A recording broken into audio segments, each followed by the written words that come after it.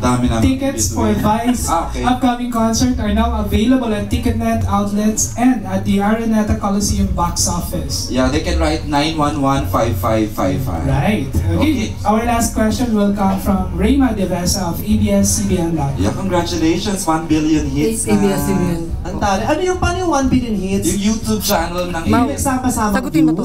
Pinagsama-sama ba yun? Opo. Sa entertainment po yun, ABS-CBN. Pero ang taray niyan kung isang ano lang, no?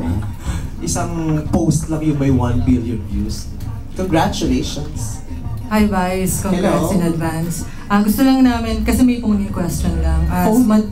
Madam Bertud, ano naman yung magiging advice mo sa mga taong gustong makakita ng clouds pero wala naman sila sa window seat sa aeroplano?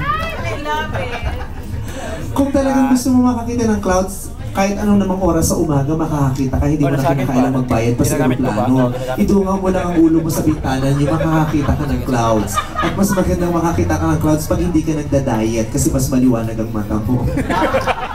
Sabi ko na sana hindi binigay ang mic sa'yo.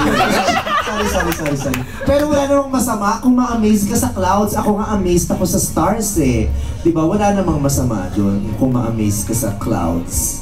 Oy, wala tayong inaano dito ha. Wala. Madam Bertud. For fun lang naman yung mga sagot na yun. Oo, ganyan kayo eh. Pinagtatawanan nyo din naman yung ganyan, pero pag sinulat nyo, sasabihin, ako, inokray niya si Melissa Mendez. Oo, di ba? Pero lahat naman kayo, iniisip nyo yan. Nung lumabas tong issue to, pinagtawanan yung lahat si Melissa Mendez. Di ba? Pero magsi-single out, di ba? Naku, si ganyan, pinaglaruan si Melissa Mendez. Isa lang tuloy ang masama, lahat kayo ang kayo bubuti. Okay, with that question, hindi seryoso. We'd like to thank everyone for coming by. This is your pasalamat for coming this afternoon. Go, Vice. Maraming